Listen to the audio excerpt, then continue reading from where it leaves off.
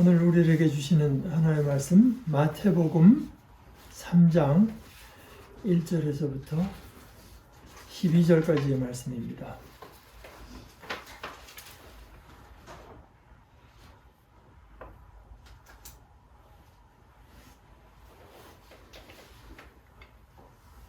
그 무렵에 세례자 요한이 나타나서 유대 광야에서 선포하여 말하기를 회개하여라, 하늘나라가 가까이 왔다 하였다. 이 사람을 두고 예언자 이사야는 이렇게 말하였다. 광야에서 외치는 이의 소리가 있다. 너희는 주님의 길을 예비하고 그의 길을 곧게 하여라. 요한은 낙타 털옷을 입고 허리에는 가죽띠를 띠었다. 그의 식물은 메뚜기와 들꿀이었다. 그때 예루살렘과 온 유대와 요단강 부근 사람들이 다 요한에게로 나와서 자기들의 죄를 자백하며 요단강에서 그에게 세례를 받았다. 요한은 많은 바리새파 사람과 사두개파 사람들이 세례를 받으러 오는 것을 보고 그들에게 말하였다. 독사의 자식들아, 누가 너에게 닥쳐올 징벌을 피하라고 알려주더냐? 회개에 알맞은 열매를 맺어라. 그리고 너희는 속으로 주제넘게 아브라함이 우리 조상이다 하고 말할 생각을 하지 말아라. 내가 너에게 말한다. 하나님께서는 이 돌들로도 아브라함의 자손을 만드실 수 있다. 도끼를 이미 나무 뿌리에 갖다 놓았으니 좋은 열매를 맺지 않는 나무는 다 찍어서 불 속에 던지실 것이다. 나는 너희를 회개시키려고 물로 세례를 준다. 내 뒤에 오시는 분은 나보다 더 능력이 있는 분이시다. 나는 그의 신을 들고 다닐 자격조차 없다. 그는 너희에게 성령과 불로 세례를 주실 것이다. 그는 손에 키를 들고 있으니 타작 마당을 깨끗이 하여 알곡은 곳간에 모아들이고 쭉정이는 꺼지지 않는 불에 태우실 것이다. 하나의 말씀입니다. 하나님 감사합니다.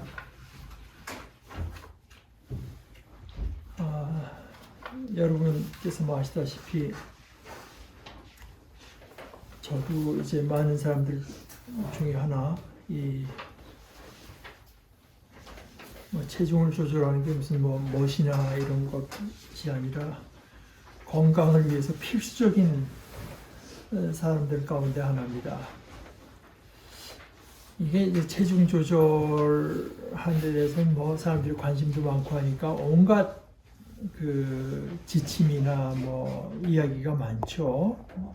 특히 우리 식단이라든가 무슨 운동, 또 활동 이런 것에 대해서 수많은 말이 있지만 그것들 가운데서 이제 이거는 꼭 지켜야 된다라고 많은 사람들이 권하는 그 철칙이 두 가지 있는데, 하나는 아침을 꼭 먹어라 하는 것과 둘째는 매일 체중을 재라, 이 두 개인데요. 근데 그 많은 것 중에서 그거는 철칙이다 이렇게 말하는 이유가 있을 겁니다. 그거는 대개 다 그렇지만 특별히 이게 살이 붙는 사람, 찌는 사람들일수록 이게 자기 정당화를 하는 경향이 있기 때문에 그렇죠.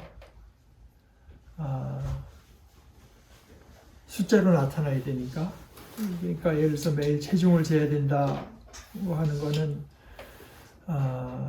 다른 사람들더러 보여주라고 하는 게 아니라 우리가 자기 스스로를 속이려는 경향, 착각에 머물러 있고 싶어하는 경향이 있기 때문이죠. 전에 미국에서 섬기던 교회에서 부흥회를, 제가 전체로 그걸 잘 안 하던 건데 이제 부흥회를 한 적이 한 번 있었습니다. 그때 이제 먼 데서 오셨던 그 강사님이, 부흥회 강사님이 맨 첫 시간에 맨 처음에 뭐라고 이제 이 부흥회라고 하는 것이 뭐냐, 자기 생각하던 부흥회라고 하는 게 뭐냐 이걸 말씀하셨는데 그분 말씀이 그렇습니다. 그분 생각에 부흥회라고 하는 거는 우리가 이제 교회로 이렇게 모이다가 가끔씩 부흥회를 한다.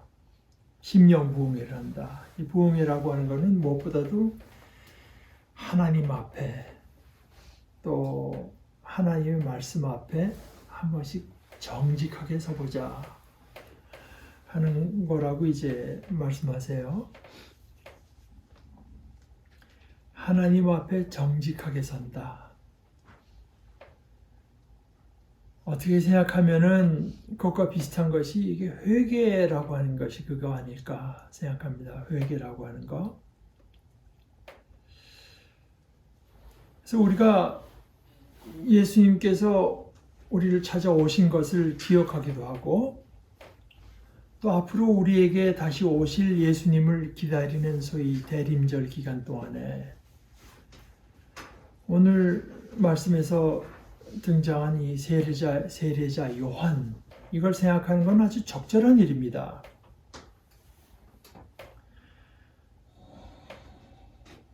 그 세례자 요한을 오늘 말씀에서는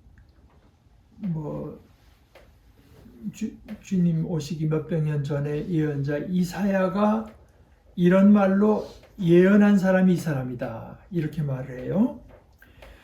광야에서 외치는 이의 소리가 있다. 너희는 주님의 길을 예비하고 그의 길, 그의 길은 복수입니다. 그의 길을 곧게 하여라. 그런데 주님의 길을 예비하고 그의 길을 곧게 하라고 하는 것이 단순히 그저 그분이 오시기 편하게 하기 위해서 쉽게 만들기 위해서가 아닙니다.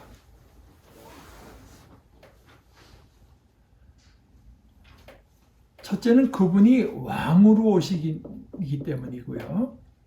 그리고 보통 그냥 왕이 아니라 그가 찾아오셔서 베풀어 주시는 그 통치, 그의 다스리심 이것이 우리에게는 은혜와 구원을 의미하기 때문입니다. 그분께서 우리를 찾아오셔서 마침내 정의와 생명과 은혜와 용서 이것으로 우리를 다스리기 때문에 우리들 말입니다. 그것이 아니면 어둠과 죄악과 죽음과 두려움 이런 세력에 짓눌리고 얽매여 있던 바로 우리들이 그분께서 오시는 길 그리고 그분께서 다니실 그 모든 길에 그 모든 것을 맞추는 것입니다. 세례자 요한, 이제 세례를 베푸는 사람 요한, 세례를 주는 사람 요한이라는 뜻이겠죠. 그런데 세례자 요한이긴 한데 요한 자신은 자신이 사람들에게 주는 세례보다 더 본질적인 것이 있다고 말을 해요. 그것을 뭐냐? 회개라고 말합니다. 회개. 나는 당신들에게 세례를 줍니다. 물로 세례를 줍니다. 당신들이 회개하도록이요. 그럼 물에 무슨 마술적인 힘이 있어서 회개하도록 한다고 하는 뜻은 아닐 겁니다. 그런데 우선 세례보다 더 본질적인 것, 세례로 이루려고 하는 것, 세례가 목적하는 것이 결국 회개라는 말입니다. 여러분이 하나님께로 돌아서게 하기 위해서 이 세례를 베푼다는 이야기입니다. 그래서 이 세례라고 하는 이 행위, 예식, 이거는 거치는데 회개가 일어나지 않으면 그건 헛일입니다. 그게 가능한가? 가능합니다. 마치 우리가 매주 행하는 이 성찬도 그렇죠. 성찬도 잘못 참여할 수 있는 것과 마찬가지입니다. 성찬은 물론 가장 거룩한 예식이고요. 이것을 통해서 우리가 주님의 생명에 참여하는 이런 참 복된 예식이지만은 이 성찬에 망령된 태도로 임하면 주님의 생명과 은혜 대신 오히려 자신에게 내릴 심판을 먹고 마시는 셈이 됩니다. 고린도전서 11장 29절에 바울 사도가 말한 게 그건데요. 그 몸을 분별하지 않고 먹고 마시는 사람은 자기에게 내릴 심판을 먹고 마시는 셈이기 때문입니다. 마찬가지로 세례, 이것도 역시 그 세례를 통해서 우리로 하여금 하나님의 은혜로 들어서도록 하는 거룩하고 복된 예식이지만 이것이 거꾸로 우리가 하나님의 은혜에 들어서는 것을 가로막는 예식이 될 수도 있습니다. 이 세례를 주는 사람으로서 요한이 바로 그것을 경계합니다. 오늘 우리가 읽은 요한복음을 보게 되면 요한이 이제 경고를 하는데 그 경고의 대상이 바리새파 사람들과 사두개파 사람들 가운데 많은 사람들이 자기에게로 세례받겠다고 왔을 때 그들에게 말하자면은 당시에 그 이스라엘 종교의 지도층 에게 경고했다고 전하는데 이 같은 내용을 누가복음은 조금 다르게 기록합니다. 누가복음 3장 7절엔 이렇게 되어 있어요. 그래서 요한은 자기에게 세례받으러 나오는 무리들에게 말하였다. 거긴 바리새인과 사두개인이라는 말이 없습니다. 경고의 내용은 거진 같아요. 독사의 자식들아, 누가 당신들에게 경고하여 알려주었소? 머지않아 닥칠 심판을 피해서 달아나라고. 세례를 회개로 인도하기 위한 어떤 예식이 아니라 받아두면 좋은 거. 심판, 그 요한이라는 인물이 보통 인물이 아닌 것 같은데 자꾸 심판을 말을 하니까 그거 받아둬야 되겠다. 심판을 면하기 위해서 받아두는 것이 좋은 어떤 종교 예식 정도로 여기는 데 대한 경고입니다. 아마 세례를 받겠다고 나오는 사람들의 대부분에게서 세례 요한은 그것을 받은 모양이고 특별히 그들의 종교를 상징하고 인도하는 자들에게서 그것이 더 두드러졌던 모양이에요.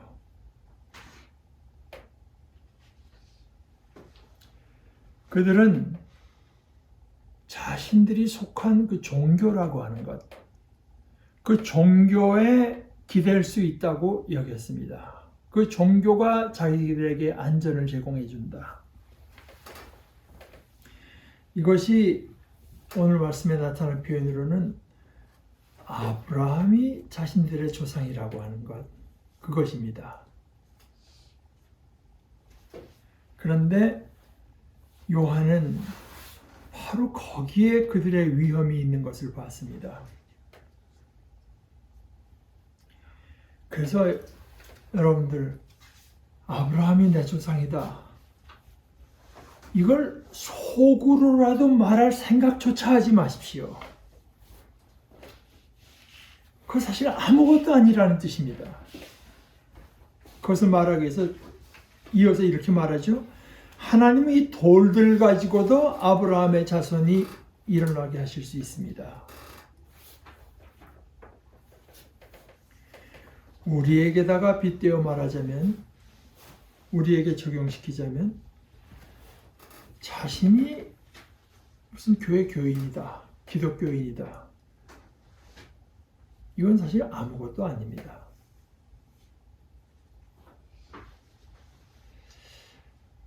기독교인이라서 예배에 참석하고 세례도 받았고 성찬에 참여한다, 이것은 아무것도 보장해 주는 게 없습니다. 회개가 없는 세례라고 하는 것은 어떤 종교라는 어떤 형태로 행해지는 어떤 신용에 지나지 않습니다. 제스처. 이것이 그저 물로 그럴듯하게 행해지는 그저 한낱 퍼포먼스일 뿐, 결코 하나님의 영으로 주어지는 실체가 아닐 뿐더러 그것 자체로서는 그 실체와 아무 상관이 없는 것입니다. 그래서 이게 그냥 단순히 헛된 것이기만 하면 그나마 다행이겠는데, 그걸 했다고 해서 오히려 잘못된 안정감을 가져서, 안전을 느껴서 오히려 참된 세례를 막는 해로운 신용이 될 수도 있습니다. 요한이 요단강에서 세례를 베푸는 것은 상당히 그런 물에 들어가고 이런 가시적인 예식을 통해서 어떻게 해서든 사람들로 하여금 회개하도록 기회를 마련한 것이지, 사람들에게 그것을 통해서 어떤 종교적인 안전장치를 하나 더 마련해 주려고 한 것은 결코 아닙니다. 그러나 불행하게도 대부분의 사람들에게는 그렇게 받아들여졌던 모양이고, 더군다나 그것이 그 당시 종교 지도층들에게는 더 두드려졌을 뿐만 아니라 그런 경향이 심지어 그들에게서 비롯됐던 모양입니다. 나는 여러분을 회개시키려고 물로 세례를 줍니다. 그냥 회개하면 되지. 아니요, 그게 아니라 이 세례라는 예식, 그 먼 데까지 걸어가서 여러 사람이 보는 앞에서 물에 들어가고 하는, 다른 사람 앞에서 행하는 외적이면서 또 상징적인 어떤 표현, 이것을 필요로 할 만큼 회개는 중요한 것이고 귀하고 정말 반드시 필요한 것입니다. 오늘 인용된 이사야서가 인용됐는데, 그 이사야서의 마지막 장 66장 2절에 이렇게 말합니다. 겸손한 사람, 회개하는 사람, 나를 경외하고 복종하는 사람, 바로 이런 사람을 내가 좋아한다. 하나님께서는 회개하는 사람을 좋아하세요. 그런데 요한은 사람들더러, 특별히 그 바리새파 사람들과 사두개파 사람들더러 회개하시오 하고도 말을 하지만, 그렇게 말을 하는 한편 또 이렇게도 말합니다. 회개에 마땅한 열매를 맺으시오.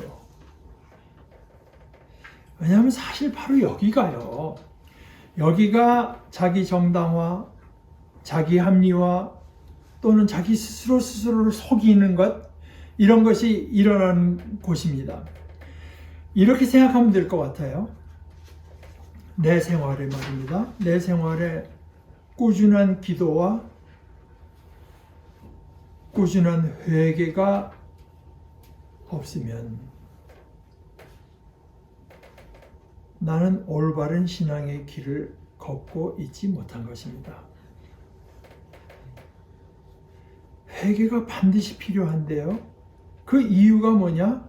그 회개 없이는 열매가 있을 수 없기 때문입니다. 회개에 마땅한 열매라고도 했고 회개에 합당한 열매라고도 했는데 이것을 말한 요한이 저 뒤에 조금 뒤에 10절에 가서는 그것을 좋은 열매라는 말로 표현했습니다. 좋은 열매. 여기서 쓰인 좋다는 말, 이 말의 그 사전적인 뜻은 뭐냐 하면은 어떤 높은 기준을 만족시킨다는 뜻입니다. 다시 말해서 양질의 열매라는 뜻입니다. 양질의 열매. 오늘 본문에서는 그런데 이 8절에서도 쓰이고 10절에서도 열매라는 말이 쓰이는데 두 군데 다 이것이 복수가 아닌 단수로 되어 있어요. 단수. 이거는 뭐 우리가 다 잘못해도 한 가지만 잘하면 된다 이런 뜻은 물론 아니고요. 우리가 진정으로 회개했다면 그것이 마땅히 우리의 삶의 모습으로 우리의 삶 자체가 양질의 열매로 바뀌는 것으로 나타나야 된다는 이야기입니다. 회개 없는 세례는 헛것이고 삶의 변화로 나타나지 않는 회개는 거짓된 것입니다. 거짓된 것. 회개는 하나님 앞에 우리가 정직하게 섬으로써 하나님의 은혜를 입는 것인데 그 회개 자체가 거짓되면 어떻게 하나님의 은혜를 입을 수 있습니까? 조금이라도 아주 조금이라도 진실과 정의와 이웃을 향해서 특별히 곤궁에 빠진 이웃을 향해서 자비를 품는 그런 변화가 내 삶에 아주 조금이라도 있으면 그것이 바로 우리에게는 회개의 증거가 됩니다.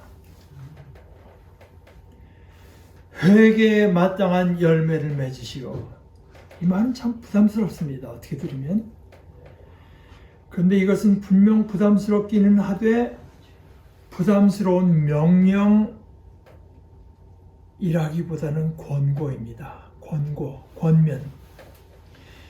이 부담을 회피하거나 짓누르지 마십시다.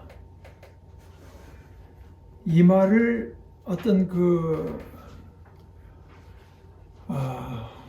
우리의 삶을 채점하는 심판관의 말로 들을 것이 아니라 오히려 고마운 친구의 충고로 들으면 어떻겠습니까? 우리가 바로 이것을 서로 간에 북돋는 공동체, 그리고 서로 간에 북돋워주는 바로 그것에서 서로를 향해서 친구됨을 확인하곤 하는 복 있는 공동체가 되면 어떻겠습니까? 우리 함께 기도하십시다.